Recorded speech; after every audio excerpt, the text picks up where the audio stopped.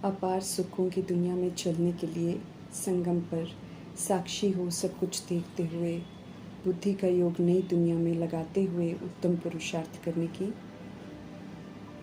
हमें वापस घर लौटना है।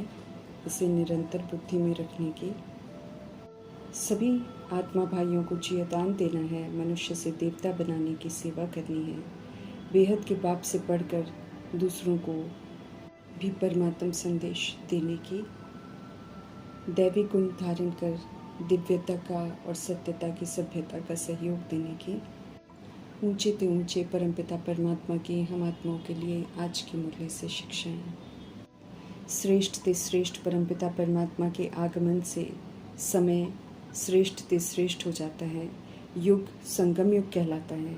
अविनाशी परमपिता परमात्मा से अविनाशी आत्माओं का मिलन होता है। फिर से श्रेष्ठ ते श्रेष्ठ परमपिता परमात्मा हम आत्माओं को श्रेष्ठ कर्म करने सिखाते हैं, जिन कर्मों से फिर हम सभी आत्माएं भाग्यवान आत्माएं बन जाते हैं।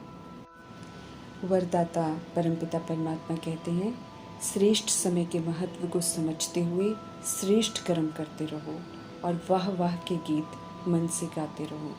समय है ही सदा ही श्रेष्ठ कर्म करने का, और वह मेरा श्रेष्ठ कर्म, वह श्रेष्ठ कर्म सिखलाने वाले श्रेष्ठ बाबा का गीत गाने का। तो मीठे परमात्मा का कहना है, सदा वाह वाह के गीत गाते रहो, सदा खुश रहो।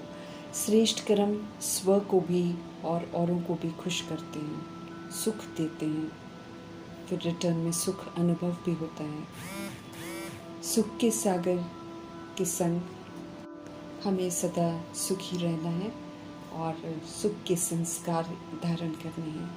समझ देते हैं मीठे परमात्मा कि कभी गलती से भी दुख का नज़ारा देखते हुए हाय शब्द नहीं निकलना चाहिए।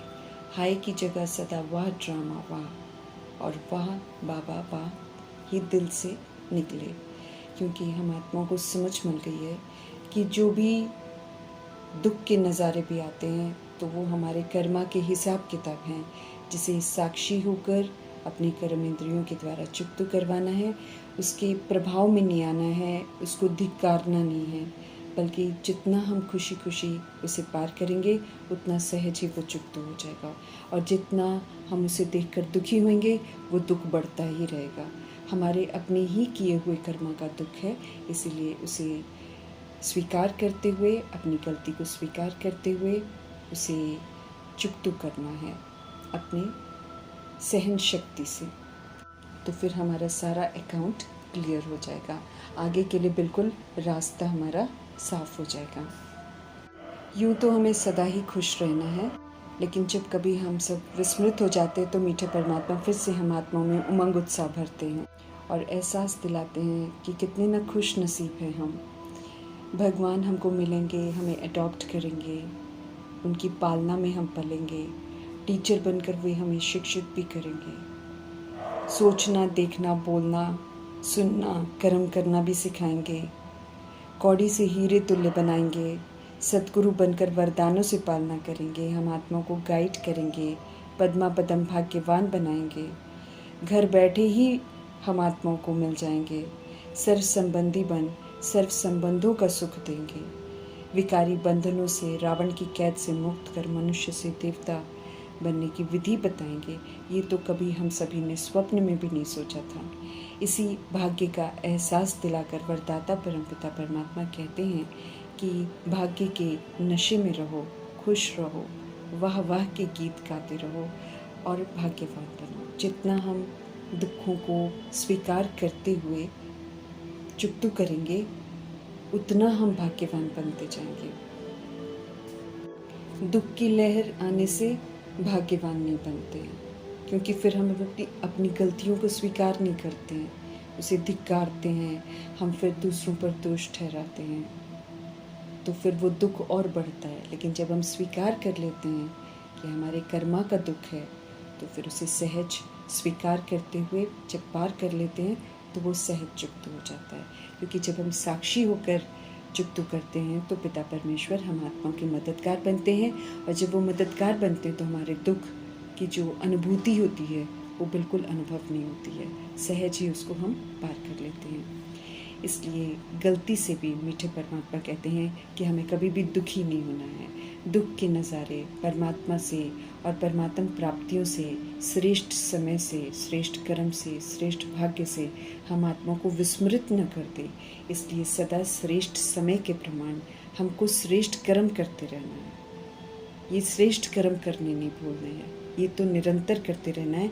भले दुख की लहर आए, चाहे परिस्थितियाँ आए, चाहे पेपर आए, उसे हंसते हुए खुशी खुशी पार करना है। स्थिर रहना है, शांत रहना है और बाबा की याद में रहना है।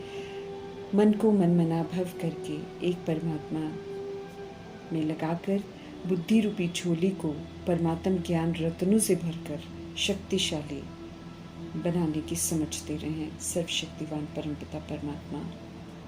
जब मन और बुद्धि शक्तिशाली होंगे फिर कोई भी हलचल हमें हलचल में नहीं लाएगी, बल्कि कैसी भी हलचल में हम सब सदा अचल अडोल रहेंगे।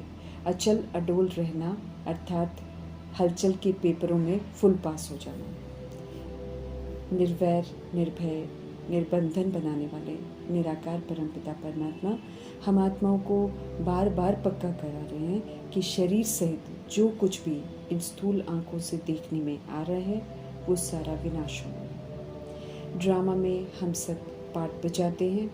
भूल भुलैया के खेल में जब द्वापर युग में प्रवेश कर कलयुग तक पहुंचते हैं तो खुद के लिए खुद ही विनाश होने के कारण बना लेते हैं।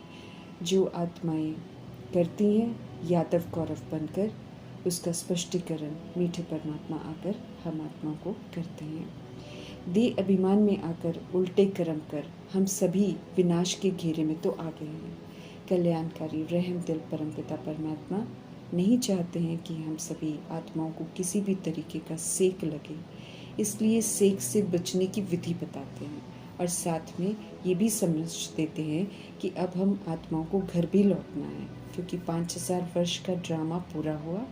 सृष्टि की सफाई होनी है, पुरानी दुनिया ख़त्म होनी है, इसलिए इसे भूल जाओ। किसी भी तरह की अटैचमेंट है तो उससे स्वयं को मुक्त करो। सभी आत्माएं मीठे परमात्मा की संतान हैं, इसलिए प्रभु चाहते हैं कि सभी को उनका मैसेज ज़रूर पहुँचे, ताकि कोई कल को उलहना न दे कि हमें मालूम नहीं था, वरना हम भी पुरुषार्थ कर वर्षा ज़रूर लेते। सभी को संदेश देना है कि बेहद का बाप बेहद का वर्षा देने के लिए आए हैं। अब रावण राज्य समाप्त होता है, इसलिए हद के वर्षे का समय भी पूरा हुआ। मीठे परमात्मा सभी आत्माओं को रावण के 5 विकारों की जेल से छुड़ाने के लिए आए हैं। समझ देते हैं कि ये पुरुषोत्तम संगम युग है, इसी में हमें पुरुषार्थ कर दैवी गुणों वाला बनना है। अगर हम सब सिर्फ पुरुषोत्तम संगम युग को भी समझ लें तो मीठे परमात्मा कहते हैं हमारी स्थिति जो है श्रेष्ठ बन सकती है। तो संगम युग के श्रेष्ठ समय को समझना है, ये उत्तम बनने का समय है। परमात्मा पिता हमारे साथ हैं, उनके संग रहकर उनकी शिक्षाओं पर चलेंगे तो हम यकीनन पुरुषोत्तम बन जाएंगे। हम रूहों को फरमान है कि शरीर में रहते हुए हमें एक निराकार परमात्मा की याद में रहना है। ऊंचे से ऊंचे परमात्मा इस समय बाप शिक्षक सदगुरुपन पालना भी दे रहे हैं, शिक्षित भी कर रहे हैं और श्रीमत और वरदान के साथ हम सभी आत्माओं को बहुत सहज गाइड भी कर रहे हैं कि कैसे मनुष्य से देवता बन सकते हैं। जब तक सब तरफ से बुद्धि का योग हम नहीं हटाएंगे तब तक बुद्धि एक प्रभु में एकाग्र नहीं होगी। इसलिए उनका फरमान है कि देह के अब सारे संबंध जो कि ड्रामा के रोल हैं उन्हें छोड़ो, क्योंकि वापस घर जाना है, पुरानी दुनिया बदलनी है, इसलिए अब यहाँ रहना नहीं है। समझ देते हैं कि विनाशकारी बॉम्ब्स बारूद बनाए गए हैं तो विनाश होगा भी ज़रूर। प्रकृति नाराज़ है, इसलिए प्राकृतिक आपदाएं भी होनी है ज़रूर। हमें याद रखना है कि हम सब पुरुषोत्तम संगम युग पर हैं। उत्तम बनने का अवसर हम आत्मा को मिला हुआ है और उत्तम बनने के लिए जो श्रीमत मिली है उस पर चलकर निराकार धाम में अशरीरी होकर लौटना है। शरीर को छोड़ना ही है, इसलिए देह सहित पुरानी दुनिया जो भी देखने में आ रही है वो सब विनाश हो जानी है। तो इस बात को स्वीकार करते हुए सशक्त बनना है। हमें निराकारी, निर्विकारी, निरअहंकारी बनने की तरफ दैवी गुण धारण करने की तरफ अटेंशन देना है, क्योंकि वापस घर जाकर फिर से सृष्टि रूपी ड्रामा में हमको फिर से आना है। दैवी गुणों को यूज़ कर आसुरी गुणों से मुक्त हो जाएंगे। विकारों की जेल में सब हैं, इसलिए सब दुखी हैं। सदा सुखी बनना है तो बाप की श्रीमत पर चलकर रावण रूपी विकारों को यूज़ नहीं करना है। अकाल मूर्त बाप स्वयं आकर अपना और हमारा परिचय देते हैं, बादशाही के लिए पढ़ाते हैं।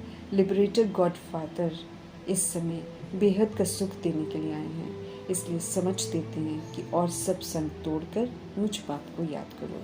पुरानी दुनिया जो कब्रिस्तान होने वाली है उसे भूल जाओ, और परिस्तान जो स्थापन हो रहा है वहाँ जाने के लायक बनो। ये संगम युग पर ही होता है, इसलिए हमें याद रखना है कि हम संगम पर हैं, जिसमें हर सेकंड जो है सफल करना है, स्वर्ग में जाने का पुरुषार्थ करना है, पावन बनने का अटेंशन हमें ज़रूर रखना है। हम सब निराकार आत्माएं मूल वतन निवासी हैं। हम पाठ बजाने के लिए शरीर लेते हैं।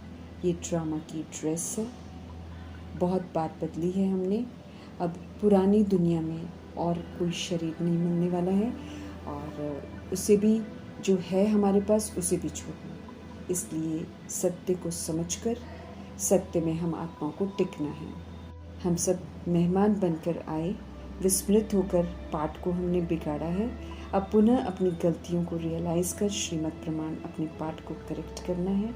सतोगुणी सतयुगी विशेषताओं को प्रयोग में लाकर पवित्रता शांति का सहयोग देकर ईश्वरीय तहजीब में रहकर प्रकृति की सेवा करनी है। सबूत देना है कि हम सब भगवान के बच्चे हैं, हम सब परमधाम निवासी हैं। विस्मृत होकर जो प्रकृति को हमने तमो प्रधान बनाया और तत्वों को तमोगुणी बनाया है, अब पुनः पवित्रता धारण करके और श्रीमत पर चलकर हमें इसको सतो प्रधान बनाना है और तत्वों को सतोगुणी बनाना है। सत्य को समझना है और सुख और दुख के खेल को समझते हुए नई दुनिया में सुख का पाठ बजाने के लिए हमें क्वालिफाई करना है, अर्थात लायक बनना है। राजयोगी बन इस संगम में स्वराज्य अधिकारी बन राजाई का वर्षा कमाना है। स्वयं को भी हमें अच्छी तरह जानना है, बाप को भी अच्छी रीति जानकर उनकी श्रीमत पर चलकर तमो प्रधानता और बेसमझी जो धारण की है उससे खुद को मुक्त करना है। फिर से एक प्रभु के संग में रहकर सतो प्रधान और समझदार बनना है। अपने पवित्र स्वधर्म में हम आत्माओं को लौटना है। सत्य से परिचित कराकर सभी को जीवदान देना है, दुखों से छुड़ाना है। श्रीमद् प्रमाण चलते हुए सृष्टि को बहिष्यत बनाने में मददगार हमें ज़रूर बनना है। जितना मदद करेंगे उतना ही वहाँ जाने का हक प्राप्त करेंगे। महिमा लायक बनाने वाले ऊंचे से ऊंचे परमपिता परमात्मा का तहे दिल